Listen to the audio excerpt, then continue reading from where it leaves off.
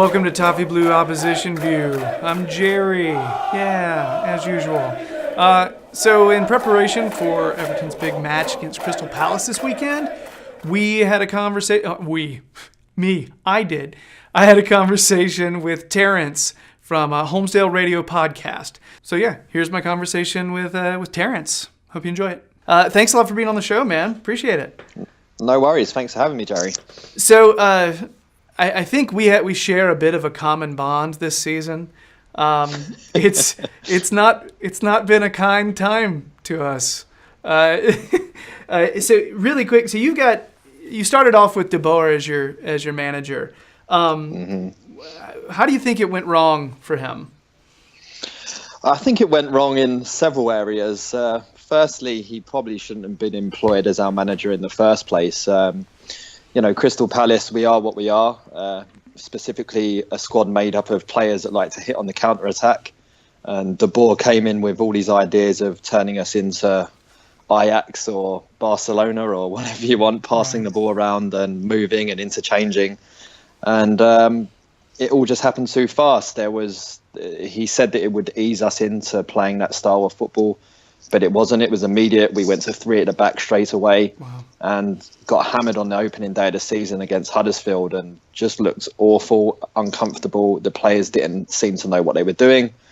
And then, so that's not really his fault. It's just the wrong appointment at the time from the board. But then on the other hand, supposedly he wasn't too easy to get along with, which was probably the ultimate nail in the coffin for him. So, I mean, it sounds like it was just an awful fit. Yeah, totally, yeah.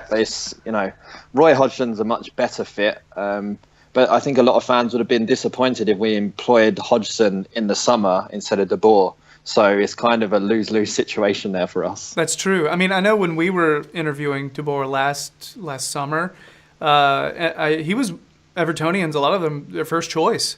Because, I mean, he came with such a solid pedigree. And so you're thinking this is going to work out, but honestly, when you go into a club that doesn't fit, who has personnel and players that are not your style at all, that don't fit at all, I got to be honest, man. I totally see where you're coming from because the performances showed, and it looks like the performances have been a lot stronger with Roy. Yeah, they've certainly picked up. I mean, we had some really tough ones straight off the bat with, having to go to United, having to go to City. And we took the pounding at City as everyone else has been taking this season. But post that, we picked up a shock win against Chelsea. Hodgson's tactical awareness there really helps us out. We didn't play with any strikers on the pitch. We had Zaha and Townsend quite high up, but they were moving all over the place to try and confuse the back three of Chelsea, and that really worked. And since then, he's really been getting his ideas across to the players. And with each performance that goes by, you can see we're more organised, we're more drilled. The players have plans, they know what they're doing. And it's really, really been going to show. Like, we lost 1-0 just before the international break at Spurs. Right. But everybody who watched the game knows that we should have won that game. And it's just the main problem for us has not been able to get a striker on the pitch. So do you think Benteke being healthy helps, or does he fit into the style? Oh, well, Ben, he scored 18 goals for us last season. Right. If you're getting anyone who's scoring more than that in the Premier League, he's not going to be playing for Crystal Palace. So he's ideal for us. Outside of Benteke, if I was asked who would your ideal player be to play up front in Palace's style, it would have been Benteke or Lukaku would have been my two choices. Wow. In terms of they're really, really good, big players, interlink play, can get in behind and can also hold the ball up well. So he fits the style perfectly, but we just need him to hit the ground running, hopefully on Saturday. Sorry to say that. Well, with Benteke, I've always found his hold up to play to be stronger than Lukaku's, and I think he's better in the air. That's the one thing about Lukaku is he's not as good in the air as one would think. And I take it back to the first year he was playing with us. He got knocked out, like going up for a header and scoring. And it's funny, like he didn't realize who had scored after he had gotten knocked out. And then we put him back on the pitch. But it's weird. Like after that, I didn't really see him going up and really trying to win any kind of 50-50 balls with his head very often. It just doesn't happen very much. So I think Benteke is actually a much more valuable player in that regard, but I think Lukaku's got more pace. Well, I think Benteke last season won almost 100 headers more than the person who came second in most headers won in the Premier League. So he wins a lot of balls in the air. Yeah. I'm definitely envious of your gigantic target man, because we don't have one. So let's talk a little bit about how Hodgson has changed some things up for you. I know it seems like he's kind of gone back to a little more traditional foundation, a little bit more what Crystal Palace did before De Boer got there. Can you elaborate a little bit more on that, or has he changed anything else up? Well, at the moment, it's just we've switched to a 4-4-2, but just out of necessity because as I say, we don't have a striker fit yet, and he hasn't been able to get Benteke on the field. So Townsend and Zaha have been playing in advanced roles, but they have a tendency to pull out wide because it's just their natural game and so on. So Hodgson has tried to sort of integrate their natural style of play as wingers as striker roles. So one will drop into a sort of wide area, and if that happens, then it triggers the other one to get into a central area, and that's just basically giving them, this is your blueprint, that's it. It's quite simple. If one pulls wide, the other one goes centre, then that's sort of worked for us in this period, and it's plastering over what is a disastrous hole at the top of the pitch. I mean, Palace fan, it's similarly to Everton, really. You didn't bring in a proper striker in the summer. We knew that we were only one injury away. And so he's done what he can there. In the midfield, it's kind of a strange one. Luka Milivojevic and Johan Gabay are striking up a good partnership in the middle. They work very, very hard and complement each other well. But Ruben Loftus-Cheek is, when he can get on the field, because he's had a lot of niggly injuries through the season, he's been sort of pushed out wide left a little bit, where he's not really as effective because he doesn't really track back that well. He's getting fantastic plaudits over here for his performances against Germany, and even when he was on the pitch against Brazil before he went off, he had a very good game. But from what I've noticed is Mourinho said it a couple of years ago, he just doesn't track back enough, and him playing wide left is not a great thing there. So if he is on the pitch playing on the wide left of the four, then that's definitely a way Everton can get at us on the weekend. But the back four, we're weak in full-back positions. Thankfully, I hate to say this, but thankfully Patrick Van Aanholt is injured, so that means that he can't be on the pitch causing damage, because my God is he awful. And that's pushed Joel Ward across the left back, and Timothy Fosu-Mensah is in at right back. So they looked a lot more solid against Spurs than we'd seen in previous weeks. So it's a simple 4-4-2, really. That was just a long way around going to tell you that. Well, I mean, it sounds as though a big part of this also is going back to a 4-4-2. Your players know their roles; they know what they're supposed to be doing. You mentioned your Zaha and Townsend. Just it's a very simple concept. When the other one pushes up and the other one squeezes in, it's what you're supposed to be doing. When you're starting a new system, it can be a frustrating transitional period if you're given too much to think about too fast. So what players this season have surprised you in a good way? In a good way. Well, Mamadou Sakho is just signing him in the first place was surprising. I really didn't think that we'd be getting him. I mean, I think when we signed him, he became the 10th most expensive defender of all time in football. And Crystal Palace having that sort of accolade is just insane in my mind. We nearly went out of business 7 years ago for a couple of million, and now we're signing world-class centre-backs for 30 million. But yeah, he's signing him was surprising, but he's just been excellent. He's a brilliant player. But Loftus-Cheek has been a big surprise.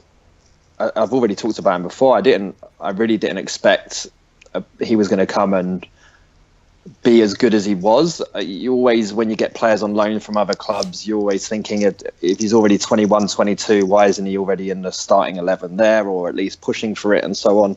And when I'd seen him in the past on TV, it never really looked anything special to me. But he's next to impossible to get off the ball. He breezes past players. He rarely gives the ball away when he's passing. And he's just looks really, really good. And he's already been very unlucky this season not to grab a couple of goals, like hitting the woodwork a couple of times, getting the goal, drawing really good saves out of goalkeepers. So he's due one, I hope.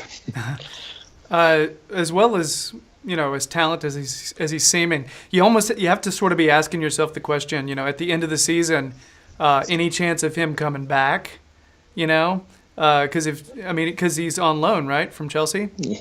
Yeah, we have him for the season, and maybe it will be extended into another season on loan, but I don't think we have any chance of signing him permanently. Really? When a player can stroll onto the international stage, be in the middle of the park in what is his 21st competitive football match, and look like he has all the time in the world, I think he's destined for slightly bigger things. Yeah, I will say, it does seem like players are enjoying their football a little bit more now, though, for you. Which is that's a big part of kind of climbing the table, or at least they tell me, because we've only gotten one win, so I'm hoping them enjoying themselves is a good thing. So I've gone one way with the surprise you in a good way. What about the players who've disappointed you? Maybe you're expecting a little bit more from them. Joel Walder's been he's been a strange player for Crystal Palace down the years. We signed in our promotion season, and in the first few games he just looked awful. Couldn't block crosses, couldn't win headers, couldn't get tackles in. Looked really, really bad. Then over the next couple of seasons, so Tony Pulis came in and made him a really solid defender, got his basics right, and he looked like a really good player. And there was genuine calls for him to get an England call up. But then over the last couple of years, he's just declined and gets worse and worse and worse. And now it gets to the stage that, you're always hoping that this will be a new season, fresh start for him, and he'll kick on. But it hasn't happened again this season. He's been moved over to left back in the last game against Spurs, and he looked a lot better there. But he just looks so error prone all the time, and it's really disappointing to see that, the main reason we pin down to it is that he's had zero competition the entire time he's been at Crystal Palace. We haven't had another right back, and because he's fit and healthy and never gets injured, we haven't seen the need to sign him any competition. So he's just regressed as a result of not being pushed from off the field. So yeah, he's been the main disappointment, really. Yeah, lack of competition's usually going to hurt. We're starting to see a little bit of that. We don't have a lot of competition for our left back spot, and Leighton Baines, who I'm just always going to think is awesome, regardless. He doesn't look completely like the exact same player as previous seasons, and it could be a little bit of a lack of competition in training. It's just good to have somebody pushing you that, if for some reason you start slouching, you can put them in, and then your team doesn't lose anything. We've been trying to figure out the Seamus Coleman thing too, our right back position. Yeah. But so let's get to this weekend. How are you thinking you guys are going to line up? Well, we're hoping that Christian Benteke will be back, and if Benteke is back, then I imagine you'll see us move back to a 4-5-1 stroke 4-3-3 formation. So you'll have Benteke up with Townsend and Zaha, and whenever I say that, that's definitely not a front three that should be at the bottom of the Premier League, that's for sure. Not at all. No. The interesting position will be in centre mid. So Kabay and Luka Milivojevic will be starting, assuming Milivojevic he's supposedly picked up a very small injury on international duty, but I expect him to start with Kabay in the middle. And then it depends if Loftus-Cheek is fit. If Loftus-Cheek is fit, then he'll obviously start in that midfield three. If he doesn't, then it's going to be interesting to see who plays, because James MacArthur is, a very, very apt replacement, but he's not played so much this season, so it will probably be a bit rusty and not so match fit. So it'll be interesting to see who goes in there, and it could be Jeffrey Schlupp, which would, he's more of a wide player, but he's been he's been playing a very narrow, wide midfield role in the last couple of weeks to just sort of run around and just get in the way, basically. That's all he's been there to do. And he's done a very good job there, so he might take up a similar role. And then it will be Sacco and Dan at centre-back with Fossey Mensah right-back and Joel Ward left-back. And thankfully, Julian Speroni will be in goal over Wayne Hennessy, who's now finally lost his place after being simply terrible for about 3 years. I was going to ask you about that little, because I remember a few years ago, Speroni was frankly doing a good job for you. But I wasn't sure if it was an injury that kind of kept him out for a little while, and then Hennessy came in, and he sort of looked the part, and he had a few good games in the beginning. But yeah, I see Speroni playing, and it seems like, I don't know, it seems like it's more than just performance. It also seems like an energy that he brings to you guys. Well, he's, club legend. I think he's 4th place in all-time appearances for the club. Every time he steps onto the field, you know that he's going to be giving absolutely everything he has for the team, because he's had many opportunities down the years to leave us when we've been in bad times, and he hasn't done it. He's ingratiated himself into the community, like he lives very local to the ground. He's very involved in the community around there and loves everything about the club. So he understands our fans. He gets it. He always does the right things, always says the right things, always comes over at the end of the game and claps the fans and all the sort of things you want. And he just, when he's on that field, you know you're getting a Crystal Palace player playing. Where with Wayne Hennessy, unfortunately, he's just been very injury prone. I mean, it's the reason I think Hennessy fully claimed his place in the end was basically down to Alan Pardew doesn't like people being more popular than him. So he puts them in their place, and that's what he did with Speroni. He put him on the bench and put Hennessy in goal, and that was that. Wow. You know what, though? I can totally see it. It sounds ridiculous, doesn't it? But I can totally see that. I think he eliminated all of our leaders one by one. Got rid of Mile Jedinak, who he scored a hat-trick today for Australia in a World Cup playoff game.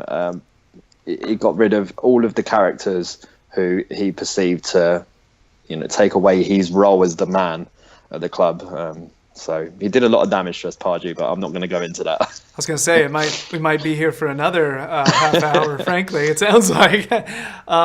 So let's impact players. I feel like I can kind of guess where you're going to go with this, but I'm curious what you're thinking if Benteke plays, and then if he does not. Oh, even if he's playing or if he's not, it's Wilfried Zaha. Yeah. He's world class. I have no other word to describe it. There's lots of opposition fans don't seem to realise just how good he is, and that's fine with me. Because the longer it takes people to realise, the longer we're going to have him. I already think he's too good for us, and it will just be down to once bitten, twice shy kind of scenario after the Manchester United situation. Right. If he eventually leaves, again, he's a South London boy, absolutely loves the club, loves the area, has a big family in the area, and is very comfortable there. So as long as he's in that situation, I don't really think he's going to leave in any sort of, in the next couple of seasons. And even if he does leave, I think it's going to end up being a very big move, because he's added the numbers to his games now. He's got the goals, he's getting the goals, he's getting the assists. In previous years for Palace, it would only be a few assists a season and a couple of goals. But now you're talking 12, 13, 14 assists and 10 goals. That's a massive difference when, the bigger teams come knocking. Yeah, he's one of my favorite players to watch in the league, just because he's absolutely electric. And he's not afraid. I feel like that's something that's happening a lot. A lot of players, even if they're quick, they stare down the defense and they just turn around and play around the back a little bit more. We see that a lot. I love watching a player unafraid. They look at the defense and they think to themselves, I know I'm going to get past this guy. I know it. And Zaha is just one of those players who seems like he's already passed them when he's in front of, you know what I mean? Like he's already decided. Yeah. Well, we won a couple of seasons in a row at Goodison Park, basically based on Zaha and Balassi. Oh my gosh. Well, it was just, I couldn't believe it, really. It was, and probably one of the reasons why Martinez ultimately ended up losing his job. But like 2 games running, Baines and Coleman were playing as left and right wingers, and Zaha and Balassi are the opposite wingers, and they just went, "Thank you for all of this space," and took full advantage of it. And we won, was 3-2 both games. But you've got Balassi now, and hopefully he'll be back fit. I don't like to see players get injured, and he's a joy to watch. He is, Yannick. Well, he seems like such a nice guy too. At least on social media and everything, you see the videos he posts. He just seems like such a positive guy. And he's just one of those people where you're hoping he gets close to back to where he was before. I just remember watching him play against. It was always against us, it seemed, where he just looked like just a different gear, and not just fast, not just skilled, but also just more powerful. Just so hard to get off the ball. It just, I've got to be honest, I was super happy when we bought him, and I feel like I was in the minority. But then he got injured, and he just kind of breaks your heart. So but Zaha, just an absolute class player. I honestly, I hope he stays there for a while, because I think it's good for him. I really do. Quick, can you give me a little prediction of what you think score is going to look like? It's probably kind of important for us to win, and Roy Hodgson down his career has been very based all of his stuff on his home form, and he only lost his first game, which he'd been in charge for 2 days against Southampton, and then since then we've got a win and a draw. So we need to get back to Fortress Selhurst as it was in the first couple of seasons we were in the Premier League, where we really put some great results together there. So as much as I'd like to say a win, I think a draw is probably more likely. So my prediction will be a 1-1. Get out of my head. Literally, get out of my head. The same thing I was going to say. Literally the same score. Not just a draw. I was going to say 1-1. Now it sounds unoriginal. Now it sounds like I'm just copying you. That's not cool. Well, I predicted 1-0 against Spurs last week, 2 Spurs. So I'm on a good run of predicting at the moment. That's and to be honest with you, right now, I know a lot of Everton fans will say that they want to win this weekend, and I do want to win. But you know what? I like positive results. So a draw at Palace. I still think it's tough to play at Palace. I do. And Selhurst Park, when y'all first came, I loved watching y'all play, because your fans, your atmosphere is awesome. It was definitely a USP for us. I mean, I'm really worried that it will slowly drift away with the longer we stay in the Premier League. You look at Stoke to that. Stoke was similar to us when they got promoted. Very, very loud and noisy support, and it's just got worse and worse as the years have gone by. So hopefully we'll find a way to keep the passion going. Yeah, and I'm thinking your results will play a big part of that, one would think, getting those positive results. So thank you so much, Terence. Holmesdale Radio Podcast. I'm psyched to have gotten the opportunity. You're my frankly, you are the first Crystal Palace supporter I've ever spoken with. I'm serious. I barely get to talk to Everton supporters in America. There aren't a whole lot of those either, to be honest with you. So it's just awesome, man. I really thank you for your time, definitely. No worries. Happy to do it, mate. All right. Well, I guess I'll be talking to you on your show here in a little while then.